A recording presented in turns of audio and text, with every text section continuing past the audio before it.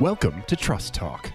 Today's guest, Bob Hurley, comprehensively discusses trust and trustworthiness in organizations. He explains trust as confident reliance amid uncertainty and risk, distinguishing it from trustworthiness, which is assessed based on ability, benevolence, and integrity. He explains the concept of organizational capacity for trustworthiness, describing it as an evolutionary process shaped by a firm's adaptation to various pressures and internal routines. Through examples from Unilever, Bob's Red Mill, BAE Systems, Allied Signal, and Salesforce, Hurley illustrates how these organizations approach trust, emphasizing the importance of meeting stakeholder expectations and managing the complex dynamics of trust in different corporate environments. Your host today, Severin DeWitt. Bob, welcome to our show. As we had quite a number of interviews about the role of trust, asking you this may seem like a little bit repetitious, but for understanding the subject of today, it seems no other than logic. Why is it important stakeholders trust on whom they depend? So I think trust facilitates exchange and trust facilitates cooperation.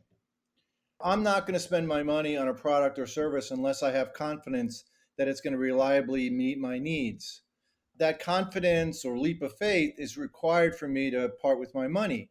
I'm also not going to join an organization if I have little confidence the firm will care about me and do the right thing. So trust is an essential property in human relations and organizational relations. You know, it's interesting. We use different words to describe relationships, right? We could use the word love. That describes a relationship. It characterizes a relationship. We could also use the word trust, right? Trust, when it characterizes a relationship, says, I have confidence in that other party that they're going to do the right thing. And that is very liberating. It allows me to exchange and cooperate. Today we're talking specifically about stakeholder trust, right? So what are the first signs that an organization might be lacking in trust, and what steps should leadership take in response? So let's define trust and stakeholder trust. I define trust, and this includes stakeholder trust, as confident reliance on an organization when there's uncertainty and risk. Now, the whole notion of stakeholder trust is stakeholders read signals in a relationship. When they see that the behavior of the other party, whether it's a company or a person, meets or exceeds their basic expectations, it's trust inducing. On the other hand, when they see signals that a company is violating certain basic expectations of fairness and honesty and competence versus negligence, when they see a company violating those expectations, it decreases their trust. Now, it's important to make a distinction between trust and trustworthiness. Trustworthiness are the signs that I want to see to determine whether I trust you. And the research shows that there's three basic categories of things we want to see: expectations, ability, benevolence, and integrity. ABI, right? ABI. So when I see evidence of ABI, I trust. When I see the opposite, when I see there's no evidence of ABI, I see incompetence, I see a lack of integrity, I see malevolence, not benevolence, it reduces my trust. In corporate language, the word benevolence hasn't been used very often in relation to trust, isn't it? I think that's a really interesting point. We think of benevolence almost in a religious or intimate relationship perspective, but what it really means is caring. Does the company care about me? When I have a problem and I pick up the phone, can I get anybody on the phone? Do they really care that I'm bothered or upset that the product didn't work or my trust was violated? Here I am upset, but ring, ring, ring, nobody's responding, which says, you know what? They like to get the sale, but they don't really care much about whether it was trust inducing or not.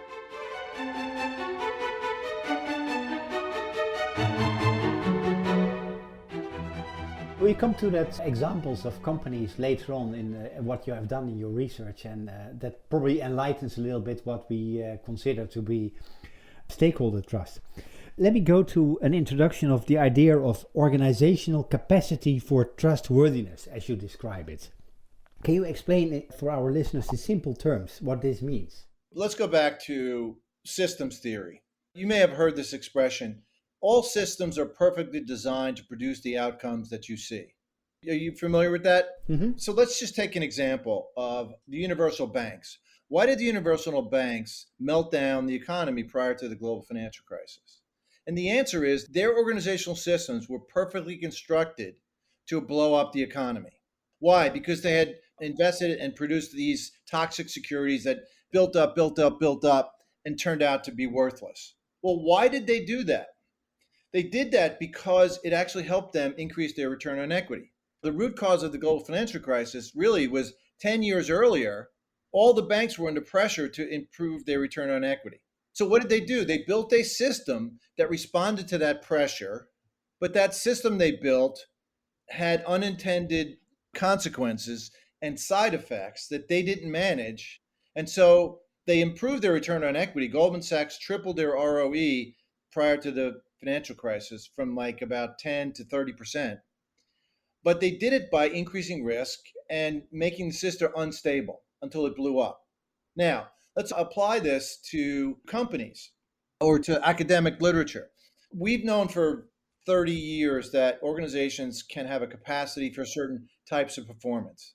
We've known that organizations can have a capacity for innovation, entrepreneurship, organizational learning, displays of compassion. There's a whole literature that looks at what kind of structures and routines can a company develop to perform in certain ways. And you're talking more than about technical capacity, right? Correct. I'm talking about the whole system capacity, innovation, entrepreneurship, not just technical. And so I said, well, couldn't this apply to trust? Could there be such a thing as a capacity for trustworthiness? That you could build into a system that would explain why a company meets stakeholder basic expectations of ABI versus a company that violates all those expectations. So I created this theory around an organizational capacity for trustworthiness. And it's an evolutionary theory, meaning just like I described the evolution of the universal banks, what I'm looking at is how do companies evolve over time to create bundles of routines that can enable them to be trustworthy or not. So it's really more an evolutionary theory of the firm.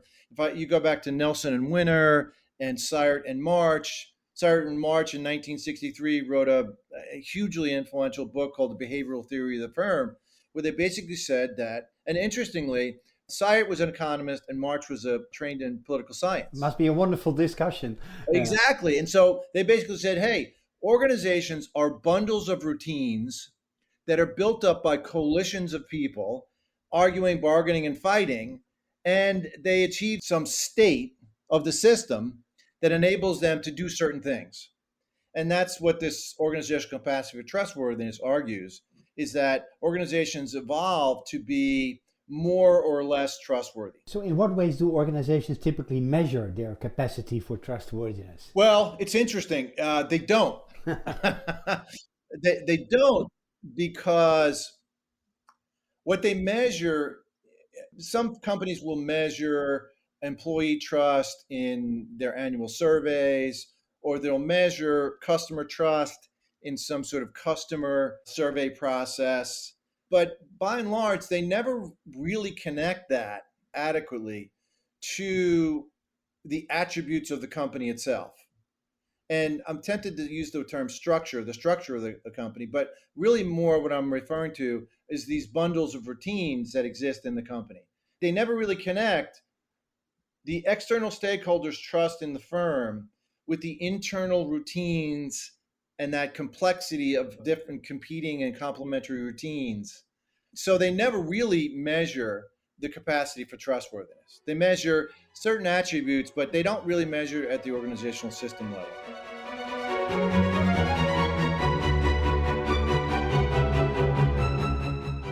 You talk in your publications about seemingly insignificant actions and decisions that accumulate over time to create trust that stakeholders have with an organization. How does that work? So organizations, go back to open systems theory. Organizations are open systems that have to adapt to their environment to survive. Well, how does that work? The organization experiences some pressure. Investors want higher returns. Regulators want certain things. Customers want certain things. These myriad of pressures that the organization confronts. And so what happens is the organizations start to adapt. Now, what does that mean? It means the people in the company begin to adapt, but then they collaborate together and create these different routines that are adaptive to those pressures. And when they work, they're reinforced. And so they get stronger and they grow. But often it creates unintended side effects. So, for example, Mattel was under pressure to increase their profits and grow. They had an innovation which was a rock and play sleeper to get tired parents to get their kids to sleep so they could get some rest. A compelling consumer benefit, right? I have 3 kids. I lost a lot of sleep. I have grandkids. That's always a challenge. But the sleeper itself was unsafe. 30 kids died because of suffocation. And they didn't recall it until they were forced to. And the reason is that rock and play helped them respond to the pressure to increase growth and profits. But they ignored the other pressures of regulators and consumers and long-term reputational considerations. So the answer is you got to look at how are we growing? Are we growing too fast? Are we growing and increasing risk? Senior managers have to really look at what are the pressures that we are adapting to, and what might be the unintended side effects that we are creating as we adapt, and how do we start to measure, monitor, and perhaps manage those unintended side effects so that we don't blow up something and create massive trust violations and ruin our long-term reputation. So how do leaders stay on top of these small and, as you say, often unnoticed changes in their organizations that affect trust to make sure they keep building up instead of accidentally breaking it down? It's counterintuitive. Let's imagine you and I are running a huge global organization. It's a very big job, right? And we've got lots of stakeholders and they don't agree with each other. We've got to satisfy employees and customers and regulators and investors. And we would probably want to simplify things. We'd probably want to create some order and structure. We would want to reduce conflict. But I think it's counterintuitive. Large, complex organizations need to invite conflict so that you need the senior team. You can't shut down the compliance function. You can't shut down the communications function, the parts of the organization that are in governance and long-term reputation, and then listen to the commercial operators. You have to bring all those voices into the organization to manage the firm. So you need to hear from these people who say, wait a minute, the way we're innovating is risky. It's violating our principles. We said we're concerned about safety, but we're drilling an offshore well that has all sorts of risks that we don't understand. Let's hold off here. We have to invite those voices in and deconflict the strategy and bring the strategy back to something that's aligned with our espoused values and principles. Now, what does that mean? What it means is you have to monitor these things. You have to sense how are you adapting and what might be the unintended consequences, what might be the risks to this way we're adapting. We then need to bring that data, and that should be data from all stakeholders, not just investors, but all stakeholders, bring that data into the conversation and have a robust dialogue to come up with a way forward that meets all stakeholders' expectations at some minimal level. Now, that takes time and it's complicated. How do you balance between short-term and long-term goals? What are the strategies that leaders can use to maintain trust both inside and outside the organization? Every CEO needs to manage for the short term and the long term. In today's market, particularly in the United States, where we have a version of hyper-capitalism, if you don't manage short-term pressures, your job is at risk. On the other hand, the advice I would give to senior managers is it's okay to manage short-term pressures and ignore some fires temporarily so that you can devote your resources to something that's maybe more mission critical or survival critical. However, all of your short-term strategies have to eventually connect to the long term. So at some point, you need to go back to that fire that you allowed to burn and deal with it somehow. Otherwise, it's going to end up to be a wildfire and a trust violation. So my answer is you manage the short term in the context of the long term. And you can never forget that. If you don't manage the short term to over time be aligned to the long term, you're going to have instability and you're probably going to be breeding trust violations.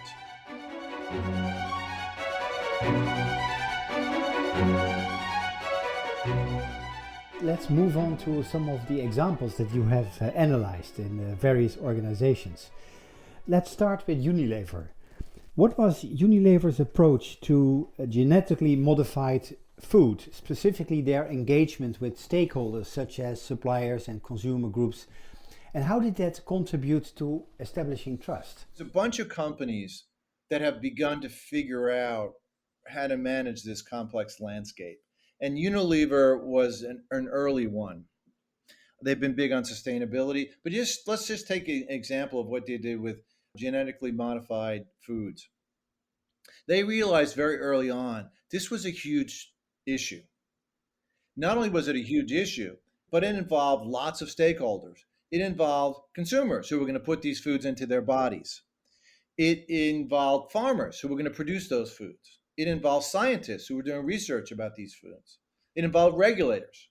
So instead of politically manipulating and managing these stakeholders and then doing what was in their interests profit-wise, they said, let's engage with these different stakeholders and let's have a robust dialogue. Let's learn from them. And now, this process took years.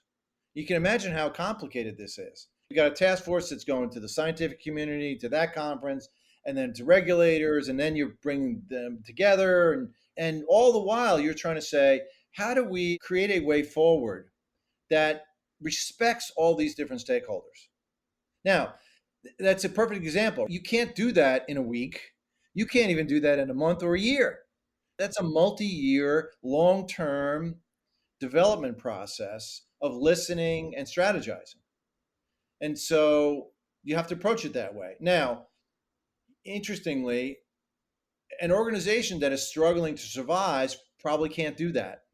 So this is why in the recent research I'm looking at the variable of slack resources in organizations as a precursor to trustworthiness. In other words, you have to have the resources to do the right thing and to take the time to do the right thing. Another company, Bob Red Mill Natural Foods. I'm sure that our European listeners haven't heard of that, but in the US, it's a producer of whole grain and gluten-free foods.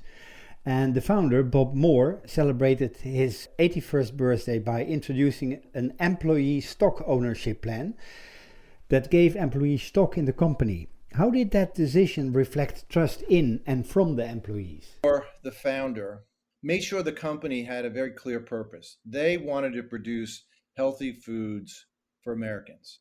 That was embedded in their identity, in the DNA of the company. The other value that the company had was it treated its employees as family. Bob Moore realized that he grew this company into a very successful company, sort of on the backs of loyal employees who did this. So rather than sell his company to some stranger, think about it. You're a founder of a company and it's been successful. At some point, you and your heirs want you to monetize that company. What a lot of people do is they sell to private equity or they sell to the stock market. They go public and they reap tremendous gains. He said, no, we're not going to do that. That would be strange. Why would I sell this company with this family of employees to a stranger who's going to dismantle it? And I've actually consulted with companies after they've gone public, and you can see what happens inside the machinations of the company. They start to get involved in this pressure from shareholders, and they start to do things very differently. Let me give you another example. Quick Chip convenience stores, founded by Chester Cadjo in Tulsa, Oklahoma in the 50s. Same thing, he built this company, privately held company. He was getting older. He had this cadre of employees that helped him grow and build this tremendous company. It's been on the 100 best companies to work for list for probably 15, 20 years. What did he do in the year before he retired? He tried to create as many millionaires as he could in that company. Now, these are people who started at the company as a clerk in a convenience store. They're now millionaires because Chester used the employee stock plan to give them more ownership in the company and resisted calls to sell the company and have it go public to cash out. He said, no, I care about these people. And interesting, Severin, do you know how the employees referred to Chester, because I interviewed the employees and said, what's this guy Chester? What are you? And the most frequent word I heard to describe him was they loved him. It changed the culture also in the company. I mean, it was an incredible company, incredible for customers, incredible for employees, incredible for communities. I mean, they did all this. And, Chester died a number of years ago, but his son, Chet Cadgio, is continuing this. It's a great example of a high trust company. So the good news is this can be done. The bad news is it's very complicated.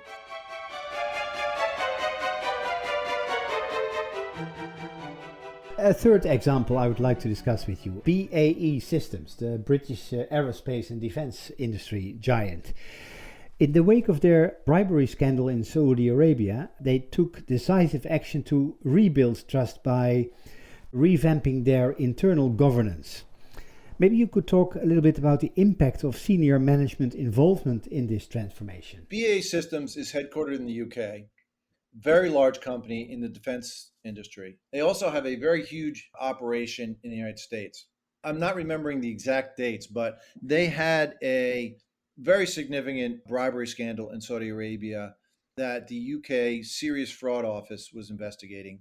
In the wake of that, they transformed the company. And one of the elements of that transformation was the governance structure that BAE Systems created. Now, I was involved for about 3 years in the United States doing senior leader executive seminars.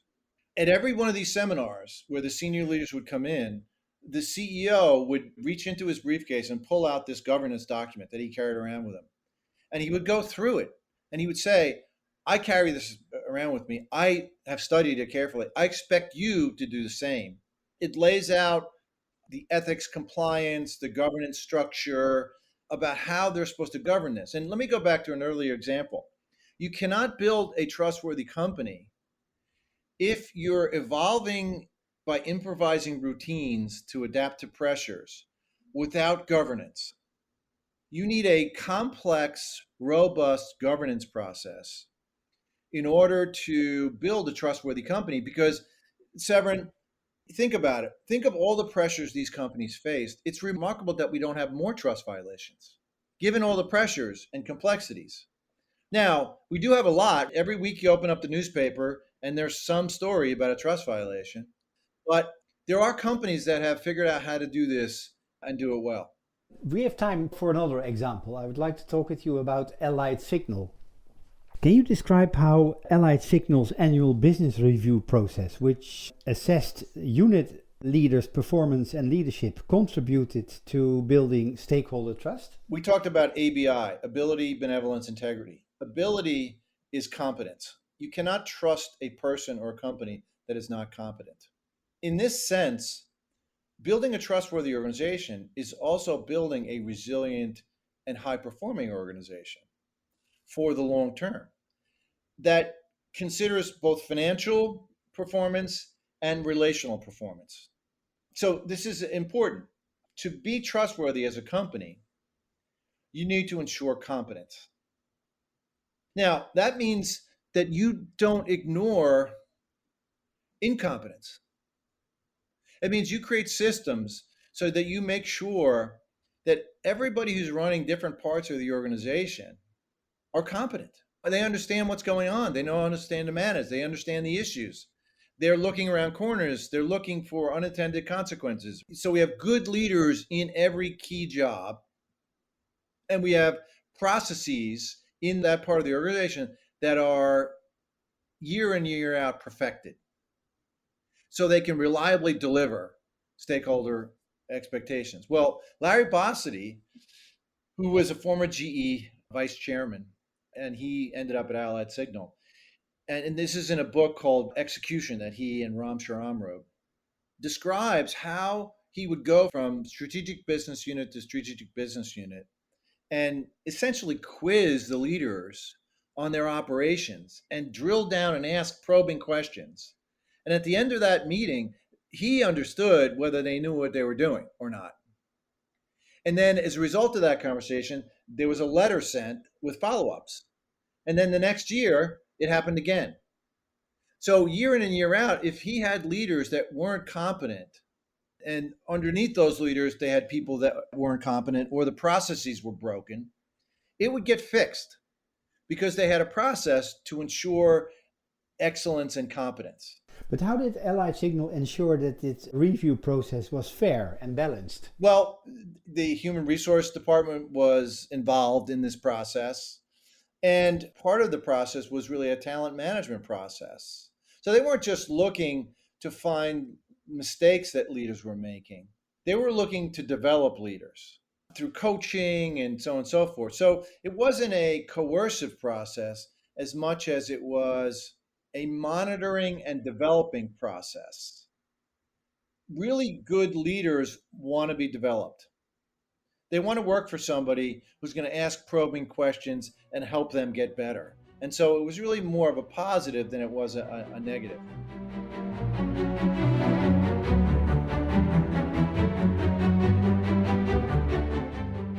I had one company left, but we are approaching the 30-minute limit for our podcast, but I'm still trying to do it. It's about Salesforce.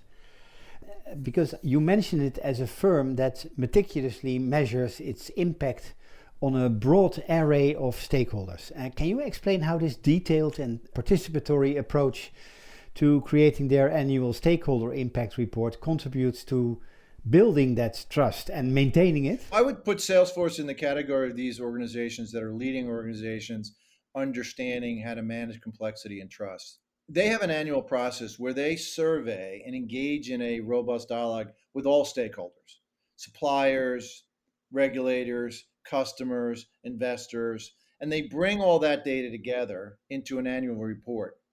Now, back to something I talked about earlier. That data is actually then broken down by the senior leaders. And the most recent one I looked at, they took all that data and they identified 15 issues that needed attention. And half of those were issues across all these stakeholder groups, and those were emphasized in bold. So there's a limited number of highly critical issues. They then weave paying attention to those issues into their strategy and into their board. Not only that, but they actually have an outside third party, Ernst & Young, monitoring or evaluating their data sources. So it's a really impressive, robust stakeholder listening device. But not only are they listening, they're integrating through the senior management team into, okay, what does this mean for our strategies? What do we actually do about this? So listening without doing anything doesn't help. It actually hurts because you think, oh, they listened to me, they cared. And then you do the opposite and they say, oh my God, I got fooled. And now I distrust.